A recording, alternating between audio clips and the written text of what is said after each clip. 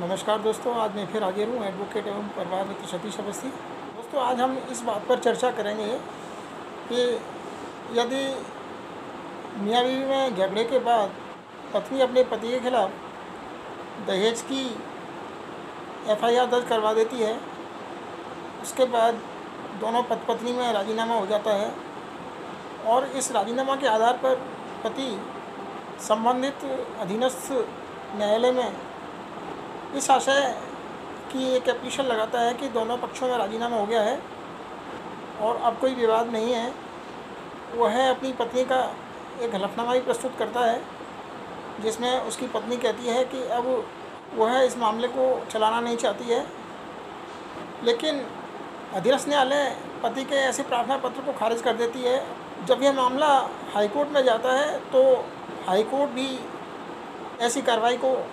क्वेश करने से मना कर देती है। दोस्तों, यही समस्या एक मुकदमे में आई थी जिसमें इन दोनों पति पत्नी का विवाह 2002 में हुआ था। एक साल बाद ही पत्नी ने अपने पति के खिलाफ धारा 498A और 406 आईपीसी के तहत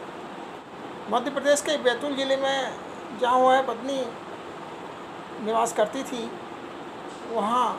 वह एफआईआर दर्ज करवा देती है और इस तरह ये मुकदमा उनके बीच में करीब 9-10 साल तक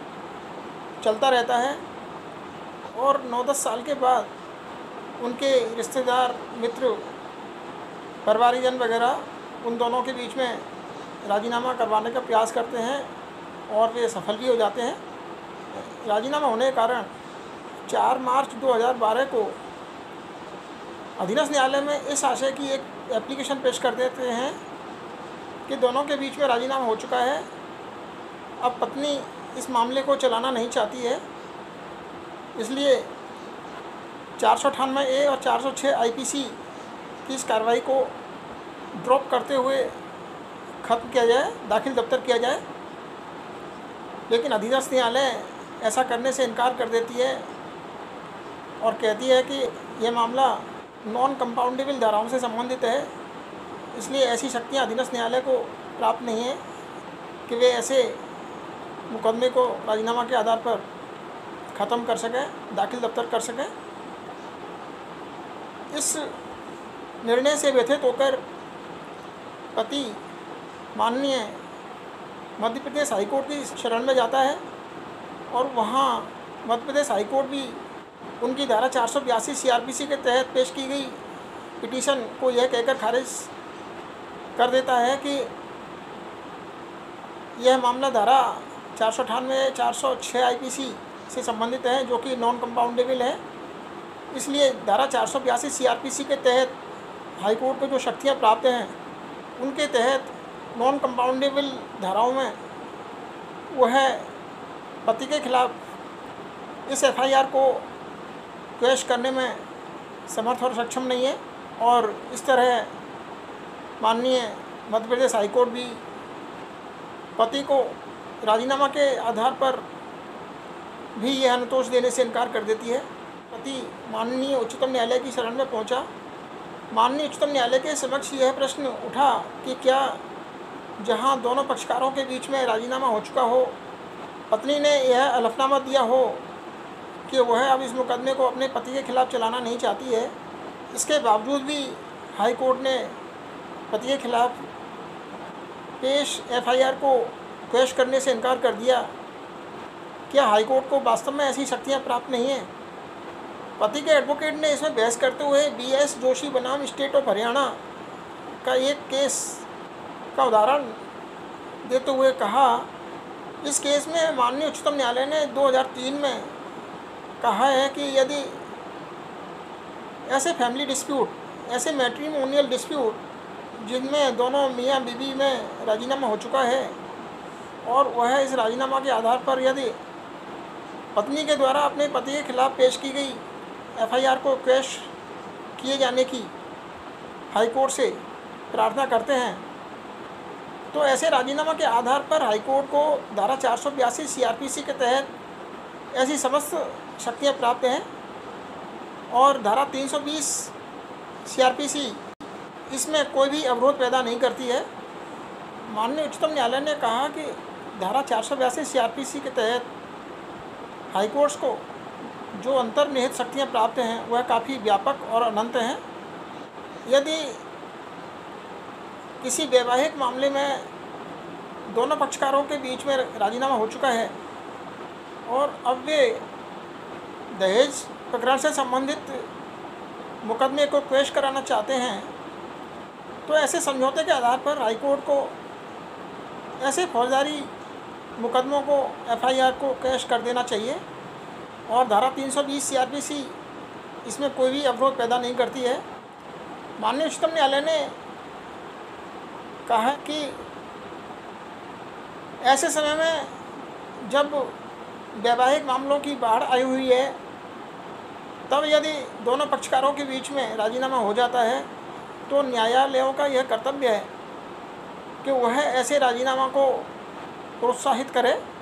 हाईकोर्ट्स का यह कर्तव्य है कि वह धारा 482 CRPC के तहत ऐसे फौजदारी मामलों को क्वैश करे। माननीय उच्चतम न्यायालय ने कहा कि ज़्यादातर ऐसे मैट्रिमोनियल केसेस भड़ास निकालने के लिए पेश किए जाते हैं, इसलिए कोर्ट की यह ड्यूटी बनती है कि यदि ऐसे मामलों में दोनों पक्षकारों के बीच में राजीनामा हो जाता है तो ऐसे राजीनामों को प्रोत्साहित करने का प्रयास करना चाहिए। माननीय उच्चतम न्यायालय ने कहा कि विवाह नामक संस्था एक इतनी महत्वपूर्ण और पवित्र संस्था है जो समाज में एक अत्यंत महत्वपूर्ण स्थान रखती है। इसलिए ऐसे मामलों में यदि राजीनामे से ये मामले निपटाने के प्रयास किए जाते हैं और दोनों पक्ष अपनी गलतियों का प्रायश्चित करना चाहते हैं तो कोर्ट को ऐसे मामलों में उचित आदेश पारित किए जाने चाहिए।